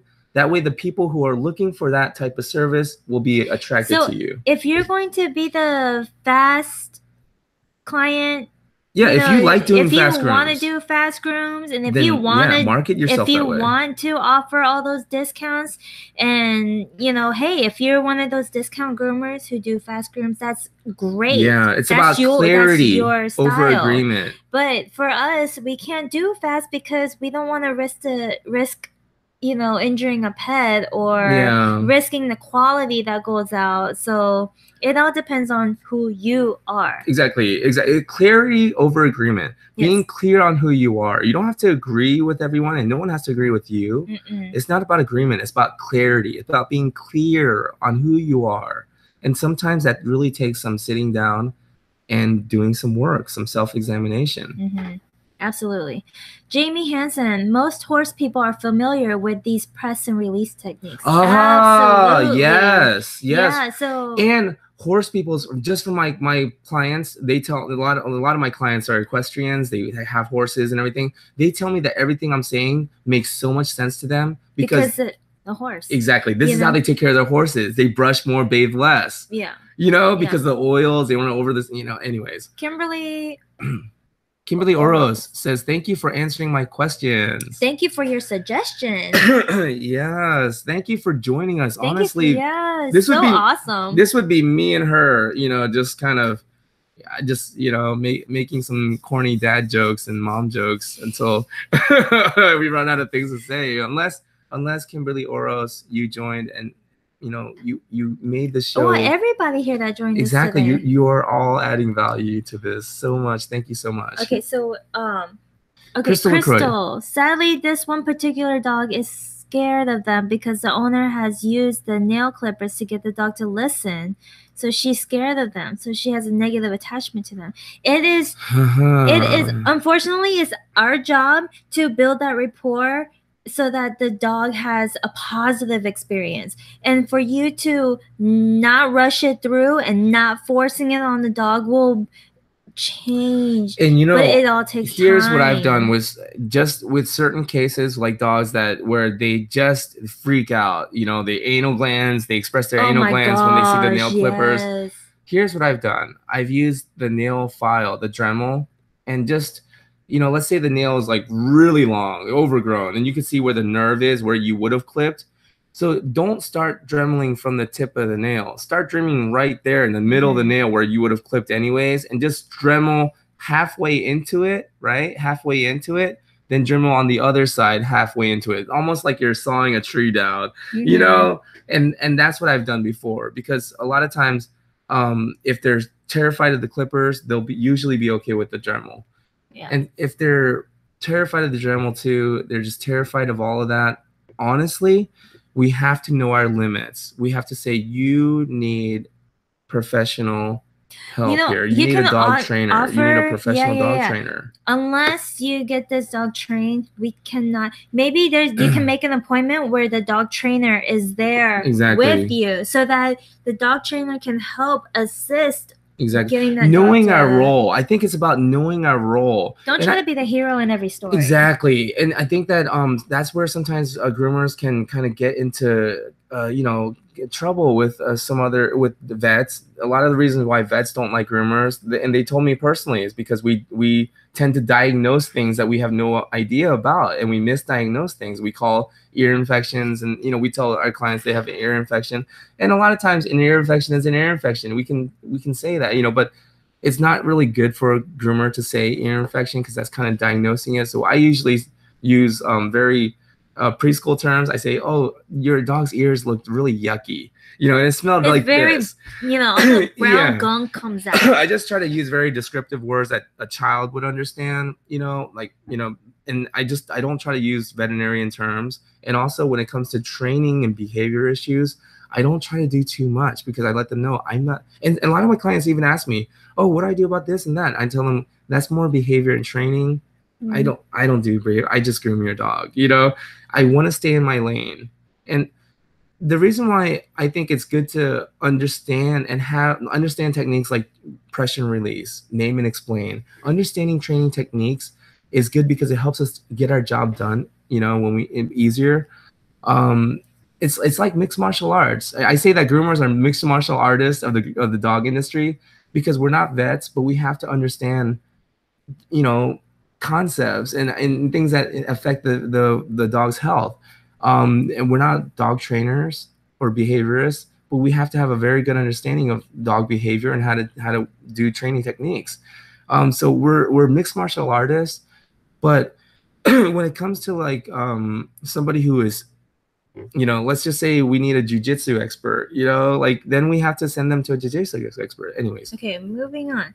Kimberly Oros. What would you guys consider a reasonable price for a bath and cut for, let's say, a standard poodle or a dog like a Saint Bernard? It depends on where you live is how you price. We live in the more our clients are more in the upscale, so it's going to be for, let's see, bath and cut for a standard poodle would be $175. Well, and let's just break it down, because for me, a standard poodle, especially if it's a first-time client, I've never seen the standard poodle before. Oh. To be able to get a metal comb through that coat, the entire coat, the entire body, it would probably take me about a good 2-3 hours just to get the a metal comb to glide through the coat, right? And then to wash and dry, probably another hour.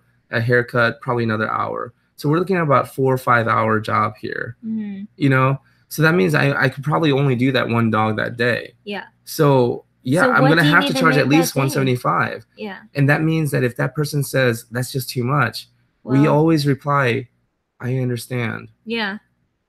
Maybe we're not the right groomer for you. There's no argument. There's no convincing. There's no purpose of persuading. There's no gimmicks. It's just, this is what we need to charge. Yeah. And if you can't afford it, I understand. And we move on to the next person who may be able to afford it better. Because that's the thing is like, anyways. Oh, and the thing is, you don't want to devalue yourself. You know, you don't want to resent the work. Exactly. Well, and also self-sacrifice only brings resentment. That's the thing. If you really don't want to groom a Saint Bernard, for example, then just tell the client, I don't want to groom it. You know, you don't want to be like, oh yeah, I'll groom the Saint Bernard for $1,000. You know, like, you know, you don't want to just.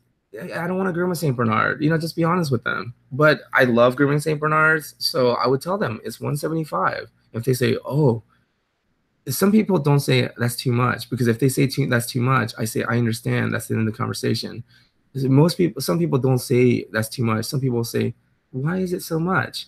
And if they ask why is it so much, then I'll explain, because it takes 2-3 hours to comb the dog out. And the thing is, if you're there, you can bust out all your tools and you show them. This is why it takes so long. Exactly. Have them watch. Just show them. They're there. This one guy was like, you're sweating. I was like, what did you expect? Bubbles? Jay Chung. Yay, catching a live stream. How exciting. One question I have. I plan to work with my boyfriend. We plan to get married. Any advice on working with your significant other? So Hold on. We survived it. We survived it. Oh my God, we survived. Hold on. I'm in grooming school, and he graduated the same school a year ago, so we're kind of new to the industry. All I have to say don't is start the business yet. Communication is the key. Before you start your business, make sure you go out there and get all of the experience before learn you from as start. many people as you can. Even people you disagree with. Learn it. At least you know that style now. The thing is, you learn something new every day. Even somebody who you totally disagree with at how they're grooming, they still might give you one little tidbit that you can use, you know? The thing is, you can watch people and then learn what not to do. Exactly. Sometimes we're learning what not to do. In my case, especially, knowing what not to say, oh man, I got to work on that. Crystal, thank you very much. You guys are awesome. You're awesome. Oh, but Jay Chung, about working with your significant other. Oh, yes. Okay, be honest with each other. I said communication is the key. And always remind yourself, I actually do love this person. No matter how I'm feeling at the moment. You know, love is permanent. Your emotions are, you know, that's temporary, you know. So sometimes I've even looked at her and I told her, like, you know, if I look deep down inside, I'm sure somewhere I still love you, but I really don't like you right now. He said some hurtful stuff. Yeah, we both said a lot of stuff because we're angry at the moment, and also having that financial stress and the business style. I mean, like, we have his business mindset is totally different from my business mindset. Okay. The perfect example was when we were driving out west. Remember, we were driving out west, right? This is when we were making our move to Arizona. She calls me, right? And we're talking and we're looking at the landscape and everything. This is like, what was it, like Kansas or somewhere in Midwest, you know, just open fields. It's beautiful scenery, right? And she goes, you know, honey, I think it would be good to invest in some property out here one day. And I was like, oh, I was thinking about how beautiful the sunset is. We're on the phone driving separate cars, but it just like totally illustrated to me how different we think.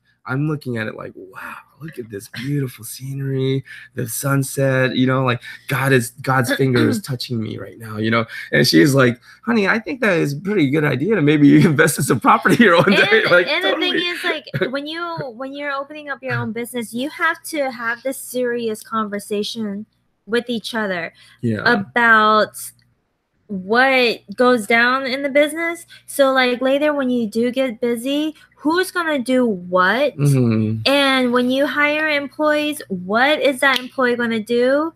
Because like when we had our shop and we hired employees, I would tell them to do one thing, and when I walk away, Jim would be like, "Oh no, you don't have to do that. Yeah. I'll do that later." Too soft you with know, employees. just don't be friends with your employees. No, you're hiring them because you need help. They need stuff. You got, just give them stuff to do. Sometimes it would actually be because probably, now that I think about it, I never actually mentioned this before, but now that I think about it, it was probably stemming from like an argument we had the day before or something, and I still haven't let it go because I'm working on it. I'm getting better, but I'm a resentful person.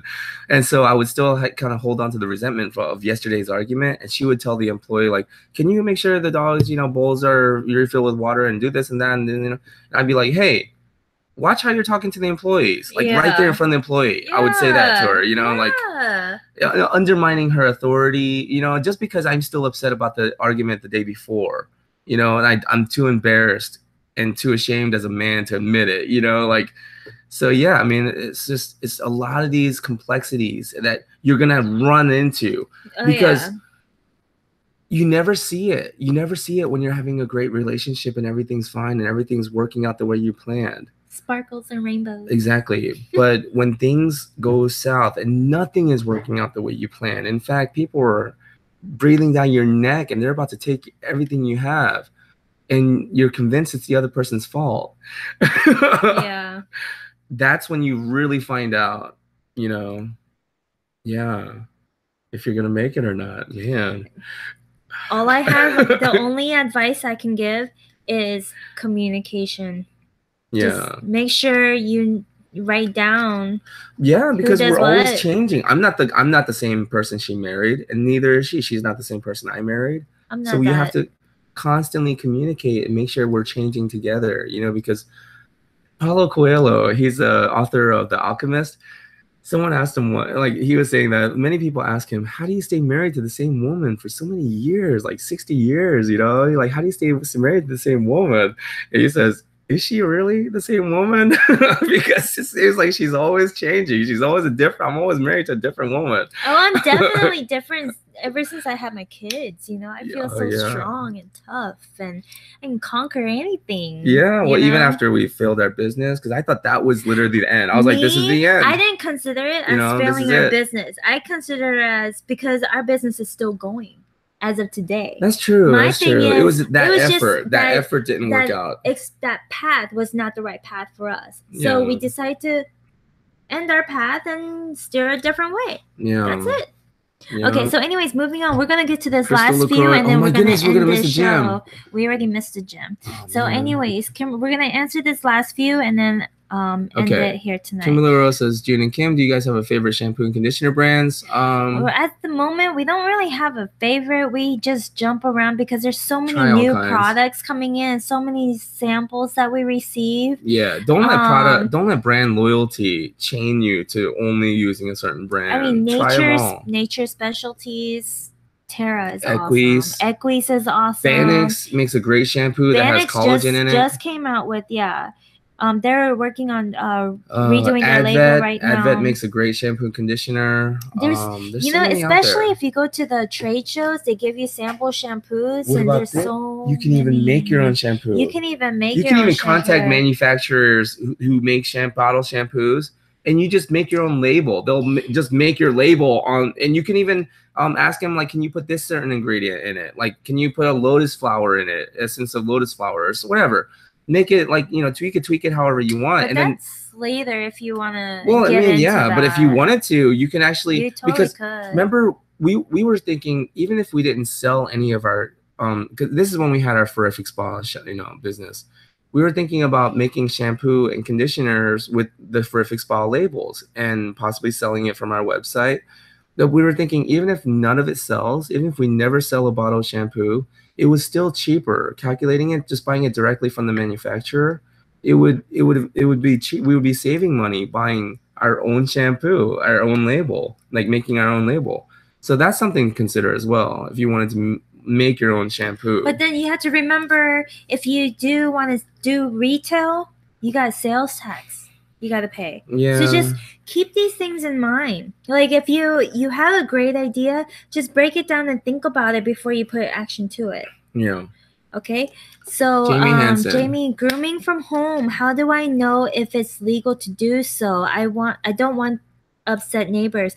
Check with your city and see if you are zoned for commercial. If you have upstairs, maybe you're living in an apartment or condos or something, maybe ask the front office, Yeah. But check with the city for sure to see if you're zoned, because if you're not, you don't want to get in trouble. Yeah, exactly. Is it worth it? Is it really? Yeah. So Jay Chung, thank you so much. Communication is key. I'm so inspired by you guys. Thank you so much for your good vibes. Thank you. Yeah. Ruben, you guys are awesome. Thank you for all the info, advice, and laughs. Oh, awesome. Wow, I'm glad this was entertaining.